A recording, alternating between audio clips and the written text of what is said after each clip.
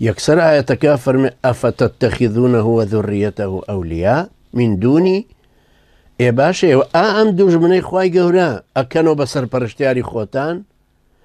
بوحي بوم ناردون پیغمبري معصوم آراستي كردون أم وحية واز لنا وشون تصرف بعض الشيطانيزم بو ديمقراسي بو سوشياليستي بو اشتراكي بو باري الدنيا بو دزين بو جرائم بو بيدنقبون لجرائم أهل باطل وجاهلية بون بمختار دروزنا بيدوايا من ريبازي بيغمبران تقرتوا أفتتخذونه وذريته